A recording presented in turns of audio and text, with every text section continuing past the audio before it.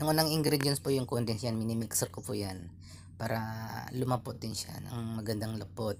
And then isunod natin yung all-purpose cream. Mura lang naman yan ang bili ko niyan, tag isa 50 pesos yan, 50 pesos yan. And then isang tabi mo muna yung yung condense, i-mixer mo muna yung yung all-purpose cream para lumapot siya ng lumapot. Kapag malapot na siya, haluan mo siya ng Milo. Yung Milo na yan po, nakita ko lang sa rep. Pampasarap yan, papaganda rin ng kulay yan. And then imimixer mo yan, din ang imimixer mo rin yan.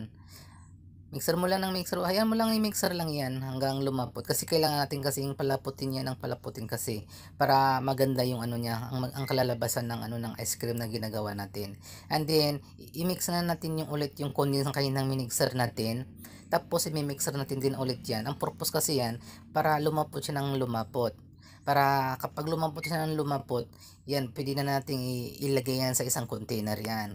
Pero sa ngayon, pinapalapot ko po yan ng pinapalupot pa ng husto para maganda ang kakalabasan kapag tumigas na siya. Ngayon, ilalagay muna natin yan sa isang container yan. Di ba ang dami kong nagawa? 100 lang naman ang nagastos ko dyan, pero ang dami ko nang nagawa dyan na And then meron akong nakitang mayroon akong nakitang release ko doon sa Preds ko. Tiniktik ko yan ng diniktik, pinong-pino yan, tapos nilagay ko sa ibabaw. Base ko yung niya, yung kanyang brand, yung kanyang nakalagay dyan, parang may halong chocolate din. And then binuhos ko na ng binuhos dyan.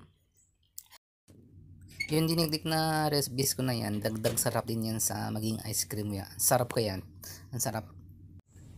So, ito na yung finished product na galing po sa Preds. Yan, tingnan natin.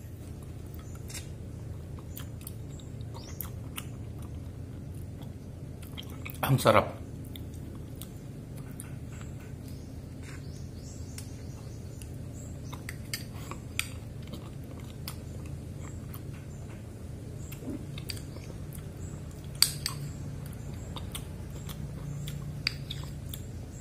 Parang pa, original Oo.